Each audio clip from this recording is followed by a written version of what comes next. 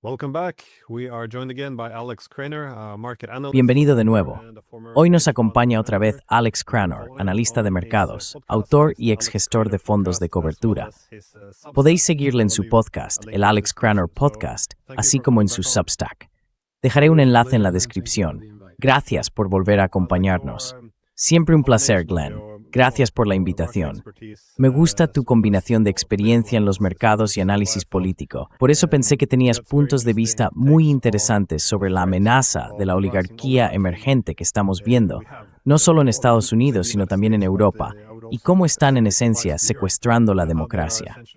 Y en tu podcast incluso estableces paralelismos con la caída de Roma. Me preguntaba, ¿hasta qué punto ves una oligarquía hoy en día? ¿Y por qué está socavando la What democracia? extent do you see an oligarchy and why is it undermining democracy? Well, we have to be clear. Bueno, tenemos que ser claros. Es un poco complicado. Creo que la forma en que hemos sido condicionados culturalmente para entender la democracia es que se trata del gobierno del pueblo, por el pueblo y para el pueblo. Y así es como idealmente debería ser. Pero me parece que en la realidad, en la mayoría de las naciones occidentales, y tenemos muy buenas pruebas empíricas de ello en el caso del Reino Unido y de Estados Unidos, lo que se obtiene en la práctica es una especie de democracia superficial. Es una democracia solo en apariencia, mientras que el sistema, el gobierno, la estructura económica, está en realidad controlado por una oligarquía. Y esto queda claro a partir de las pruebas empíricas que cité en el video que mencionaste. Evidence that I cited in the video that you were mentioning, and this is why I Y por eso creo que nuestras sociedades, nuestras democracias, no están ofreciendo lo que la gente realmente quiere. Porque si lo piensas, llevamos viviendo en democracias al menos 3 generaciones en Occidente. Y cuando la gente va a votar, lo que desea es prosperidad. Quieren altos niveles de vida, paz y seguridad. Pero de algún modo, siempre acaban teniendo crisis económicas y financieras recurrentes, represión, censura, inseguridad, deterioro de los niveles de vida, infraestructura en descomposición gervtales en ligero. Así que es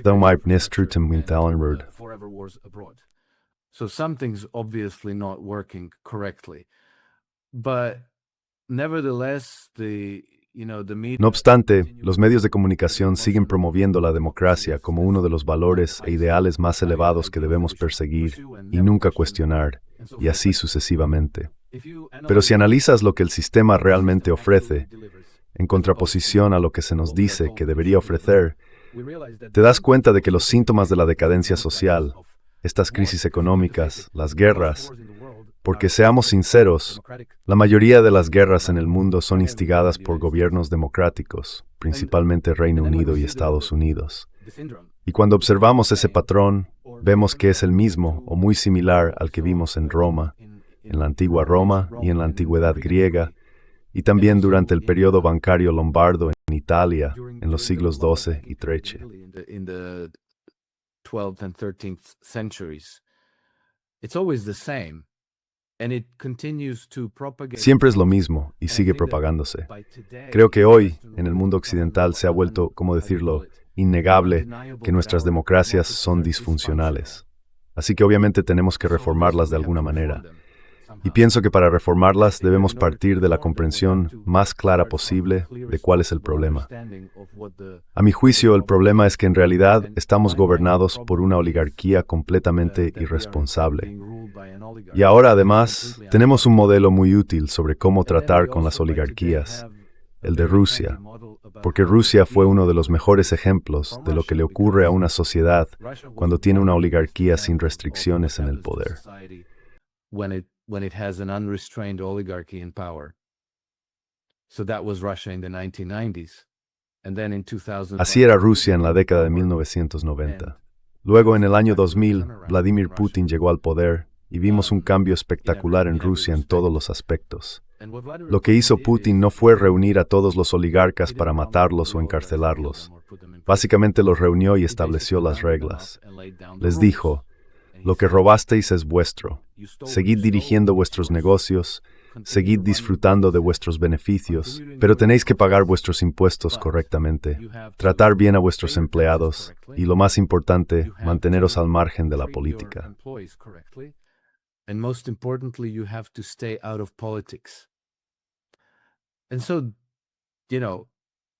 at that time, Y así, ya sabes, en aquel momento, creo que fue en marzo de 2000 o 2001, eso podía parecer una propuesta muy razonable. Así que ya sabes, sigo siendo muy rico, sigo siendo multimillonario, sí, y no tengo que lidiar con la política, ¿de acuerdo? Todo el mundo debería haber podido aceptar eso. Pero el problema es que los oligarcas se habían acostumbrado a la idea de que Rusia era su feudo privado, que podían hacer lo que quisieran, que podían nombrar ministros y destituir su antojo cuando les pareciera. Y por tanto, esto fue prácticamente una declaración de guerra de territorios fuera a Vladimir Putin. And a number of oligarchs tried to oppose Vladimir Putin, and it went badly for them. Y les fue mal. En su mayoría no fueron, ya sabes, tiroteos, quiero decir, ninguno de ellos lo fue. Fueron batallas legales. Los oligarcas llevaron al gobierno a los tribunales, el gobierno se defendió y salió victorioso. El único de los 7 banqueros que acabó en prisión fue Mikhail Khodorkovsky, que fue un poco descarado porque representaba los intereses de Jacob Rothschild en Rusia. Esto no es una teoría de la conspiración. Ahora es un hecho bien conocido. Está documentado. Así que desafió políticamente a Vladimir Putin, ¿verdad? Y luego acabó en prisión por evasión fiscal. Algo así como Al Capone, ya sabes. Kind of like Al Capone, And he spent 9 years in prison. But basically, Y pasó 9 años en prisión. Pero básicamente, Vladimir Putin puso a los oligarcas en su cajón de arena y les dijo, podéis jugar aquí, pero nada más. Yo dirijo el país. El país tiene un gobierno, tiene un parlamento. Vosotros no dictáis la política. Y así vimos un espectacular resurgimiento económico de Rusia. Se ha convertido, si no en una superpotencia, sí en una potencia global con la que hay que contar. El nivel de vida de los rusos aumentó de forma espectacular. Durante el mandato de Vladimir Putin, el desarrollo económico de Rusia fue... Bueno, miré esas cifras hace unos años, así que no quiero asegurar que sigan siendo válidas. Pero Rusia incluso superó, creo que al menos hasta 2017, el crecimiento económico de China.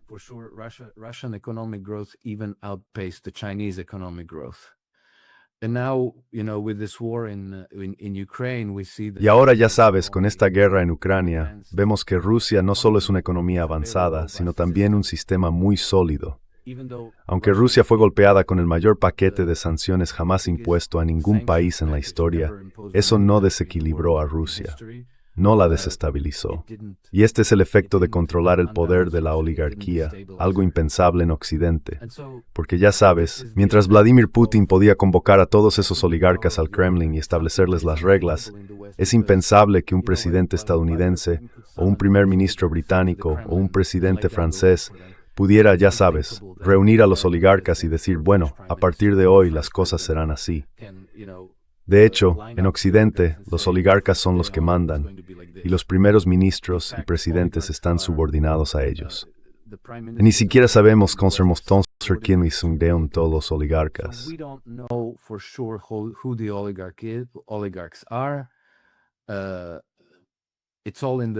Todo esto pertenece al ámbito de las teorías de la conspiración.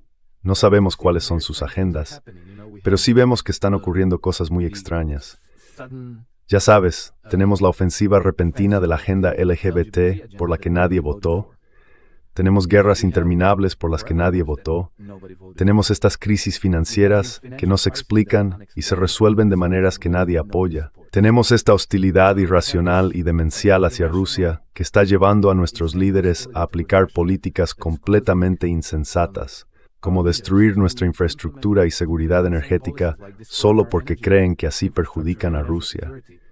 Tenemos políticas absurdas como la de emisiones netas cero por las que nadie votó e inversiones de decenas de miles de millones de libras en algo llamado captura de carbono.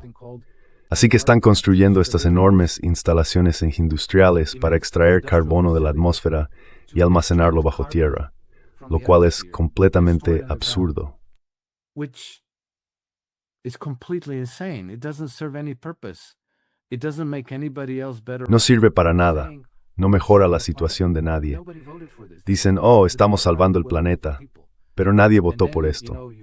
No es la voluntad democrática del pueblo.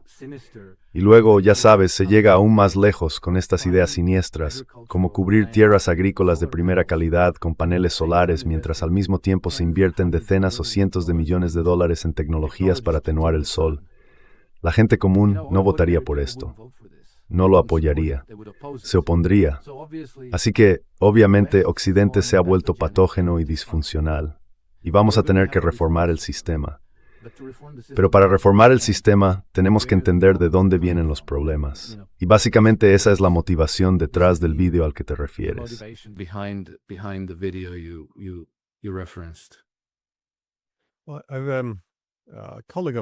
Un colega mío, en Australia, un estadounidense, Salvatore Babones, escribió un libro similar sobre, esencialmente el auge de la clase experta y cómo eso socavaría la democracia. También encaja un poco dentro de la categoría de una oligarquía. La premisa principal es que algunos aspectos del gobierno deberían estar fuera del control democrático.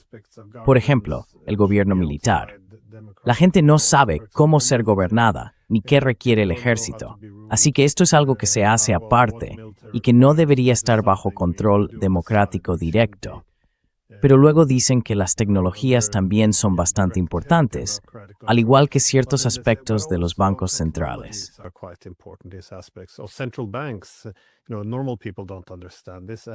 La gente normal no entiende esto. Y uno tras otro, cada aspecto del gobierno cambia, empieza a centralizarse y de algún modo queda fuera del control democrático. Y al final, el control democrático se limita, ya sabes, a votar sobre las cosas menores, mientras que las políticas importantes quedan grabadas en piedra y consolidadas en una especie de burocracia permanente, a la que los estadounidenses suelen referirse como el blob o el estado profundo. Pero me encanta de lo que estás hablando, sin embargo. Me gusta mucho Alexis de Tocqueville. Escribió esos libros cuando visitó Estados Unidos en el siglo XIX para ver cómo funcionaba allí la democracia.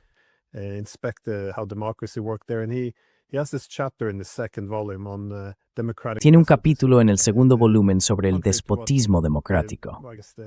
Contrariamente a lo que supongo que es la suposición común hoy en día, escribe que las democracias son especialmente vulnerables a la oligarquía porque hay muy poca resistencia debido a la creencia de que sus representantes realmente representan al pueblo. Utilizan formas más suaves de regular cada vez más aspectos de la vida. Y debido a esta confianza en el gobierno y a la preferencia por la seguridad material y la paz social, existe una disposición a ceder gran parte de la autonomía en la vida de las personas. Tiene un párrafo fascinante en el que escribe que la gente se vuelve cada vez más como niños en las democracias, porque si todo debe ser igual, eso requiere esencialmente un gobierno muy grande. Y eso crea esta tiranía suave.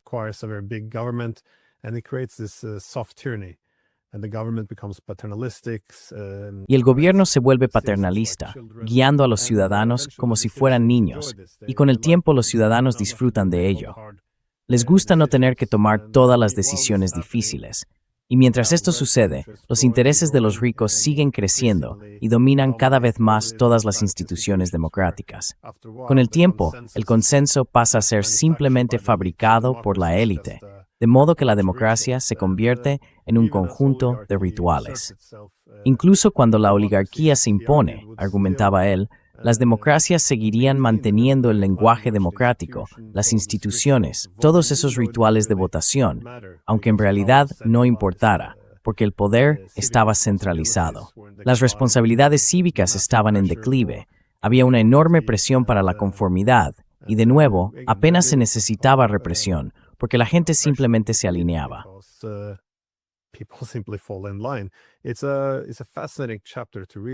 Es un capítulo fascinante de leer. Es un poco, si lo hubieras leído hace 30 años, al final de la Guerra Fría, cuando el liberalismo se veía como la bala de plata para arreglarlo todo, y se suponía que la democracia prosperaría y cambiaría el mundo para mejor, Ya sabes, una especie de utopía. Entonces Alexis de Tocqueville probablemente habría acumulado mucho polvo en la estantería. Pero hoy en día, cuando ves cómo empiezan a comportarse los gobiernos, creo que es hora de desempolvar esos libros y volver a mirar algunas de las primeras evaluaciones de los desafíos del despotismo democrático. ¿Lo ves de la misma manera? Esta población tratada como si fueran niños, aceptando simplemente la comodidad y que esa sea la razón por la que cedemos cada vez más poder sin cuestionarlo.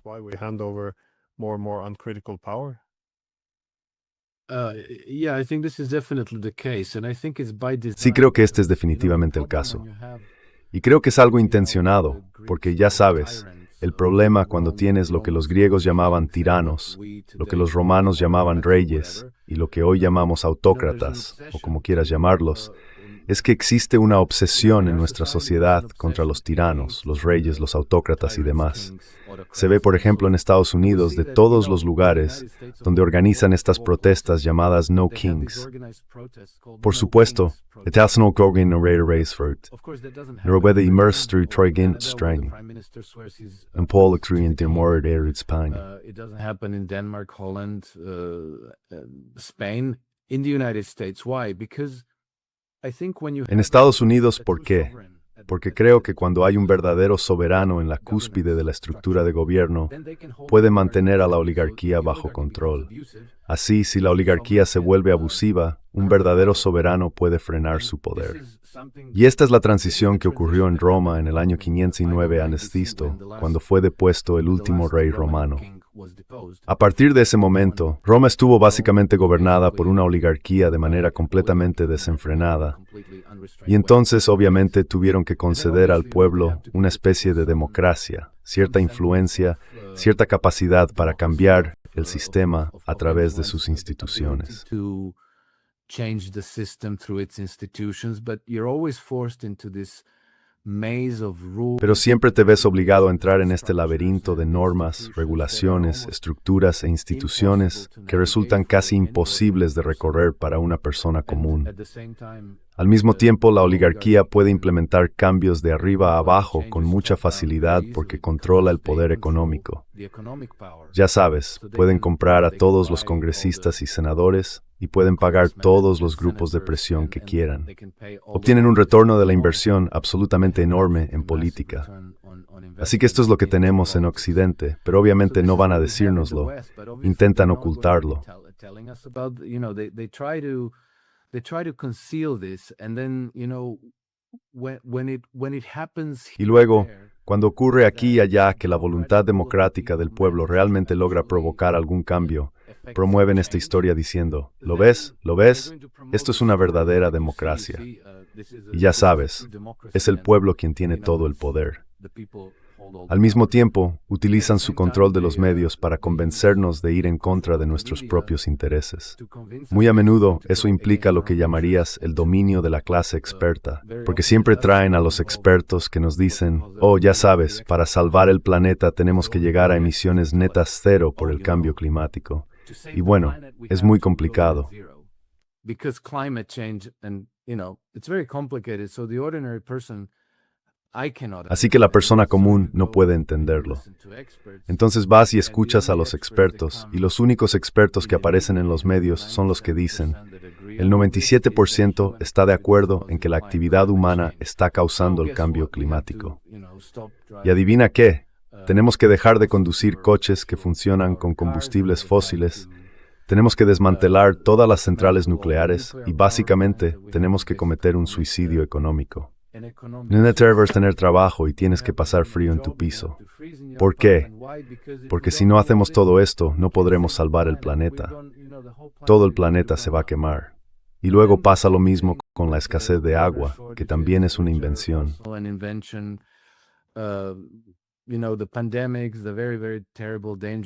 Sabes, las pandemias, esos virus terribles, peligrosos y mortales que van a matarnos a menos que ya sabes tengamos vacunas, pases, dosis de refuerzo y al final, chips bajo la piel, son todo un medio para controlar a la población. La clase experta desempeña un papel extremadamente importante en esto, y la oligarquía gobernante tiene formas muy eficaces de elegir qué expertos podemos escuchar y a cuáles silencian. Sin embargo, carga extinguidora hasta cierto punto, y no mame. Perception can only go so far and then not farther. And I think that in our experience, in our lifetimes, Y creo que en nuestra experiencia, en nuestras vidas, la pandemia de 2020 fue el punto de inflexión en el que quizá muy pocas personas, un porcentaje muy pequeño, leían a Alexis de Tocqueville y decían, oye, sabes, tenía razón, esto es realmente lo que estamos viviendo. Creo que hoy ese grupo es mucho, mucho mayor. No sé cuánto exactamente, pero quizá antes de la pandemia era un 1%, y hoy es un 20, un 30 o incluso un 50%. El problema es que la gente sigue sintiéndose como si, al cuestionar el sistema, estuviera en minoría, como si perteneciera a un grupo marginal de locos.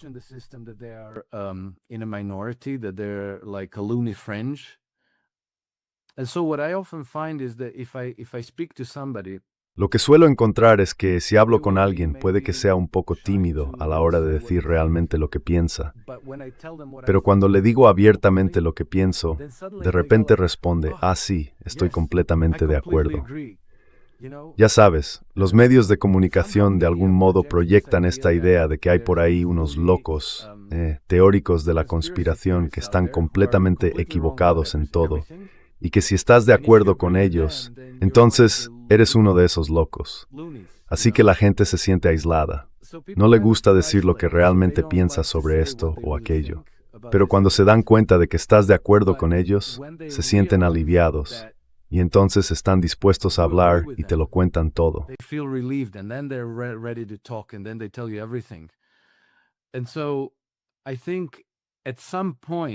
Así que creo que en algún momento se llega a un punto de inflexión en el que mucha gente se da cuenta de que no forman parte de un grupo marginal de locos, de que no son teóricos de la conspiración chiflados, de que sus opiniones se basan realmente en la realidad, y de que nos enfrentamos a un enemigo real dentro de nuestras sociedades.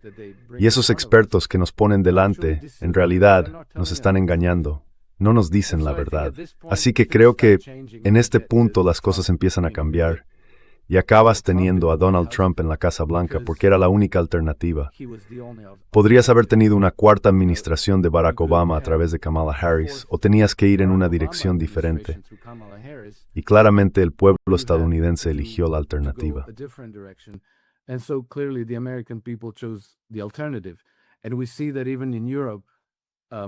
Y vemos que incluso en Europa cada vez tienen que intervenir más en nuestras democracias para prescribir candidatos, porque la gente votaría por Colin Georgescu, por la AfD en Alemania, por Rassemblement National en Francia, y así sucesivamente. Pero no se lo permiten. Así que utilizan los tribunales, como hicieron en Roma, ya sabes, guerra judicial. Usan los tribunales para descalificar directamente a ciertos candidatos. Es como si dijeran, sí, podéis tener una democracia, pero solo podéis elegir entre estos candidatos, no entre los que realmente queréis votar. Bueno, como dijo John F. Kennedy, si una revolución pacífica se hace imposible, al final se acaba teniendo una revolución violenta. Y me temo que es en esa dirección hacia la que se dirige el mundo occidental.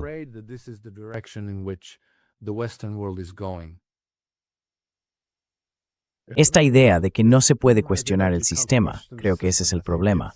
Han convertido estos ideales liberales en una identidad, en una ideología. Así es como se definen a sí mismos. Ellos son la democracia. Representan la democracia. Es muy difícil cuestionar la autoridad democrática que reclaman, porque en eso se basa toda su legitimidad.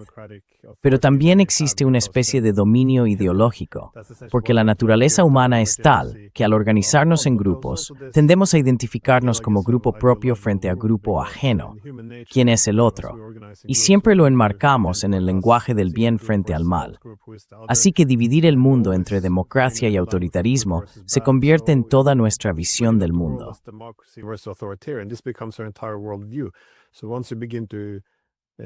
Así que, una vez que empiezas a cuestionar las credenciales democráticas del liderazgo político, y si se han convertido o no en oligarcas, se percibe como un ataque a su propia legitimidad política. Y bueno, en cierta medida lo es. Pero a menudo las personas que más gritan sobre nuestros valores democráticos son gente como von der Leyen y Kaja Kallas, a quienes nadie ha votado. Incluso Kaja Kallas se refirió recientemente a von der Leyen como una dictadora, así que ni siquiera evitan ese tipo de luchas internas. Pero incluso las personas realmente elegidas, aquellas que los votantes sí tuvieron la oportunidad de escoger, gente como Starmer, Merz, Macron, quiero decir, tenemos al Merz de BlackRock, obviamente muy influido por su trayectoria en las finanzas. Lo mismo ocurría con Macron.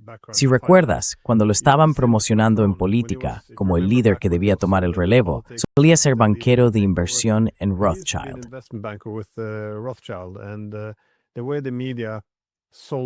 La forma en que los medios lo vendieron fue como este tipo nuevo, abierto y liberal, que sería capaz de transformar Francia. Quiero decir, fue una elección muy controlada. Y tampoco me gusta que se trate como una teoría de la conspiración, el hecho de mencionar el auge de una oligarquía, porque en realidad hay trabajos académicos sobre ello. Hay un estudio de Yale que analiza todas las políticas en Estados Unidos y las compara con cómo vota la gente. Y desde los años 80 han confirmado más o menos que el voto tiene poco o ningún impacto en las políticas. Así que sí, puedes elegir quién se sienta en el trono, pero las políticas no cambiarán. Incluso el expresidente estadounidense Jimmy Carter, que ya ha fallecido, dijo que Estados Unidos ya no es realmente una democracia.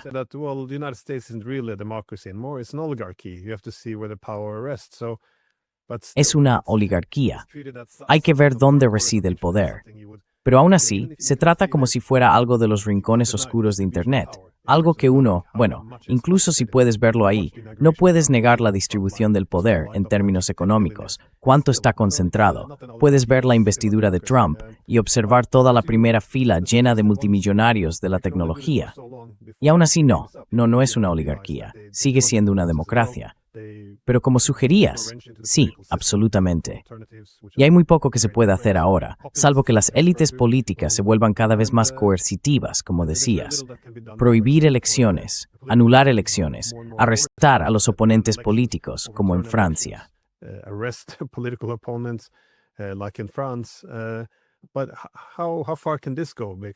Pero ¿hasta dónde puede llegar esto? Porque se puede sentir que la confianza en los políticos, la confianza en los medios, está disminuyendo. Y la gran ironía, por supuesto, es que la democracia liberal tiene muchas ideas excelentes.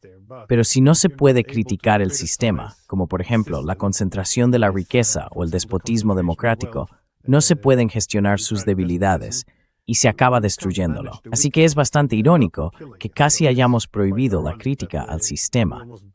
Pero, ¿hacia dónde crees que va esto? ¿Estamos entrando en una era pre-revolucionaria?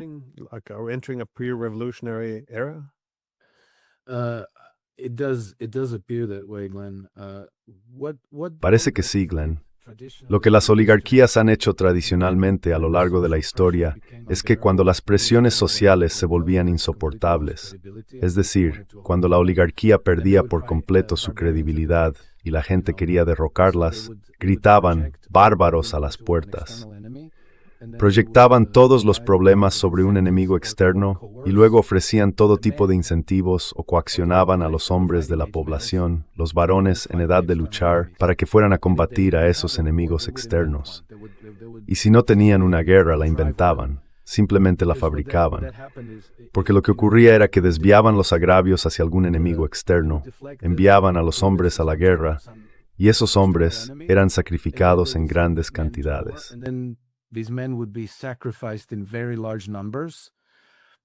And it's controversial to say that that's a deliberate... Y es controvertido decir que eso es una política deliberada, pero es muy evidente que lo es. Envías a los hombres a la guerra y luego no solo intentas ganar la guerra y traerlos de vuelta a casa. Ahora, esos hombres son héroes, pero siguen siendo, quizá, ya sabes, tus posibles enemigos. Así que intentas deshacerte de tantos como puedas. Y luego, ya sabes, también utilizas la lucha para reclutar a quienes podrían convertirse en tu guardia pretoriana. Los más dóciles, los más ambiciosos, los que quieren servir al poder.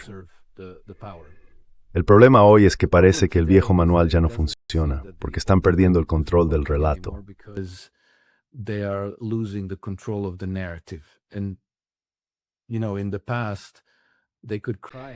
Y ya sabes, en el pasado podían gritar enemigos, los bárbaros están a las puertas, porque controlaban los medios de comunicación, ya que todos dependíamos de los periódicos, las revistas, la radio y la televisión. Así que les resultaba muy fácil controlar el relato, y realmente no teníamos alternativas. Pero hoy tenemos Internet y las redes sociales. Así que cuando gritan los bárbaros están a las puertas, queriendo decir los rusos vienen, la gente no les cree porque tiene una comprensión más crítica de lo que está ocurriendo. Y esos viejos tópicos, que una vez que los rusos terminen con Ucrania, empezarán a invadir el resto de Europa, no convencen a la mayoría. La gente no teme a Rusia tanto como les dicen que deberían hacerlo.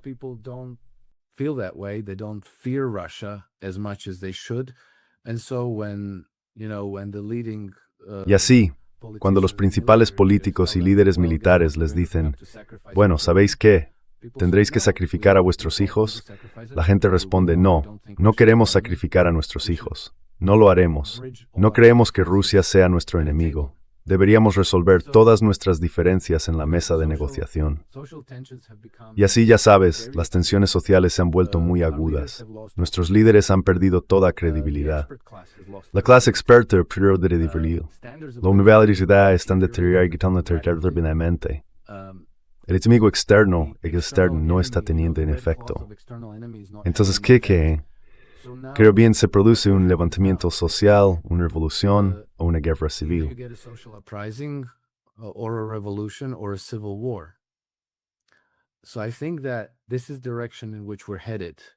Así que creo que esta es la dirección hacia la que nos dirigimos, y ojalá pueda evitarse. Pero esta gente no va a desaparecer silenciosamente en la noche. Creo que es extremadamente importante que todos intentemos conseguir que el mayor número posible de miembros de su Guardia Pretoriana esté de nuestro lado. Es decir, intentar comunicarnos con personas del ejército, las fuerzas policiales, los bomberos, las unidades de defensa territorial, lo que sea que tengáis, y decirles que el enemigo está en casa y que necesitamos reformar nuestras sociedades. Así que no vayamos a la guerra unos contra otros, sino veamos cómo podemos reformar mejor nuestros sistemas. Y entonces, ya sabes, las oligarquías no tendrán otra opción. No pueden ir contra el pueblo.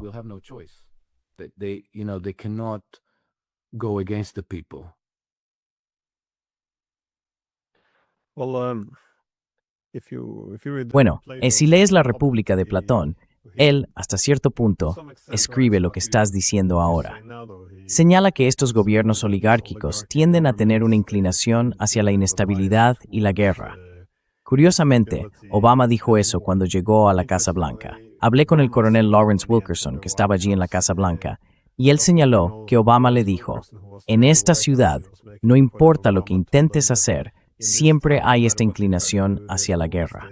Y ya sabes, si miras La República de Platón, ese era esencialmente su argumento, que la élite rica empieza a acumular riqueza, la desigualdad crece y el resentimiento comienza a extenderse.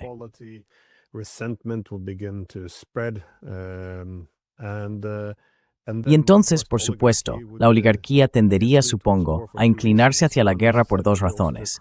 Una, como dije, para acumular más riqueza, dado que no asumirían el coste de esos conflictos. En esencia, los campesinos serían los que tendrían que morir.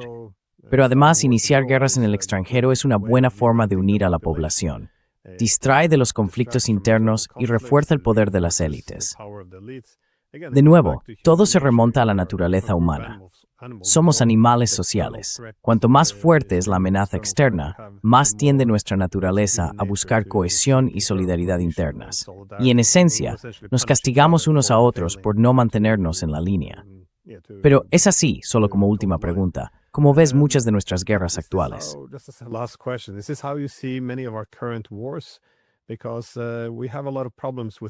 Porque tenemos muchos problemas con la oligarquía. En primer lugar, en el escenario internacional, su poder está en declive debido al auge de países como China, pero también por el desacoplamiento de los centros energéticos y la creciente influencia de potencias como Rusia, así como de productores de energía como Venezuela e Irán. Las cosas están saliendo de control y se puede ver al hegemón en decadencia. Existe el elemento externo de nuevos centros de poder, pero también, a nivel interno, hay un creciente resentimiento entre la población. Es así como ves las guerras. Quiero decir, con Rusia, potencialmente China, Venezuela y probablemente en un futuro cercano, Irán, y supongo los problemas de nuestra época. ¿Ves esto vinculado a las oligarquías? Do you see it's linked to the oligarchies? Yeah, it is linked to the oligarchies, but I think it's not in all cases. Sí, está vinculado a las oligarquías, pero creo que no siempre se trata de desviar la atención de los problemas internos. A veces realmente quieren conquistar los recursos de otras naciones, es decir, quieren obtener control político sobre países ricos en recursos. ¿Por qué? Porque de ese modo convierten el trabajo y los recursos de esa nación en su propio aval, lo cual es una forma increíble de crear crédito para uno mismo a partir de la riqueza de otro. En el momento en que conceden préstamos a sus clientes, como KBR, ExxonMobil, Shell o quien sea, para que vayan a desarrollar un recurso petrolero en Irak, Irán o Venezuela, la riqueza en recursos de esa nación se convierte en su propia riqueza en el instante en que emiten ese préstamo a su cliente. The moment you issued that loan to your client. And throughout history, these ruling oligarchies. Y a lo largo de la historia, estas oligarquías gobernantes siempre fueron la clase prestamista, también en Roma. Como ejemplo, Julio César, quien hasta hoy es demonizado en nuestros programas de historia como el hombre que casi destruyó la democracia romana, en realidad quería reformar Roma y frenar el poder de la oligarquía. Bruto, uno de los que lo asesinaron, era uno de esos oligarcas. Y Bruto no era ese defensor republicano de la democracia. Era un prestamista voraz y un usurero. Incluso hay una historia sobre él concediendo un préstamo a los funcionarios de la ciudad chipriota de Salamina, o Salakis, no recuerdo bien, y cobrándoles un interés de 8 o 50%. Charging them 50% or 48% interest. And then when they disagreed, when they said, Y entonces, cuando no estuvieron de acuerdo, cuando dijeron, esto es excesivo, te debemos tanto, no tanto, envió a la caballería para sitiar la ciudad, y al menos 5 funcionarios municipales murieron de hambre. Pero Bruto insistió en el pago completo, aunque estaba cobrando un interés del 48%. Este era básicamente el modus operandi del Imperio Romano, porque estaba dirigido por las oligarquías prestamistas, por los banqueros. Y por eso, esto debería servirnos de advertencia, porque Roma cayó y se deterioró de una forma muy fea. Rome fell and it deteriorated in a very ugly way. It was constantly. Estaba constantemente desgarrado por guerras civiles. Los generales romanos pasaban más tiempo luchando contra otros generales romanos que contra bárbaros u otros invasores. Pero la forma en que la historia lo presenta, el Imperio Romano y cómo sucedió todo, siempre oculta las lecciones más importantes, ¿verdad? Siempre escondieron que se trataba de deuda, banca, oligarquía, colonización, imperialismo y demás. Así que ahora tenemos que descubrir todas esas lecciones. Porque podemos, porque tenemos Internet y están apareciendo muchos recursos.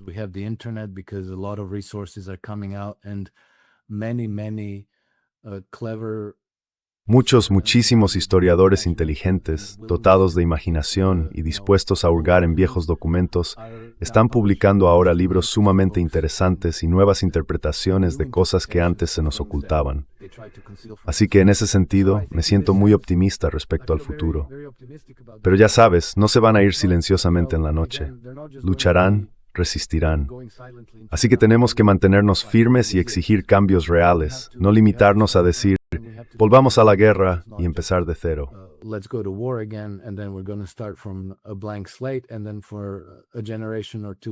Y luego durante 1 o 2 generaciones vamos a pensar que todo vuelve a ser maravilloso hasta que las deudas vuelvan a ser impagables. Y entonces repetiremos todo el proceso, ciclo tras ciclo, y ya sabes, quizá más guerras mundiales, porque teníamos que hacerlo, ¿no? ¿Por qué no tener una tercera y luego quizá una cuarta, y así sucesivamente? Así que creo que tenemos que romper este ciclo de la historia. Pero la única manera de romperlo es comprendiendo realmente de dónde vienen los problemas con la mayor claridad posible. Y creo que hoy esto es posible. Va a requerir esfuerzo, harán falta muchos podcasts como este, pero creo que tenemos que hacerlo porque ese es el futuro que vamos a dejar a nuestros hijos y a los hijos de nuestros hijos.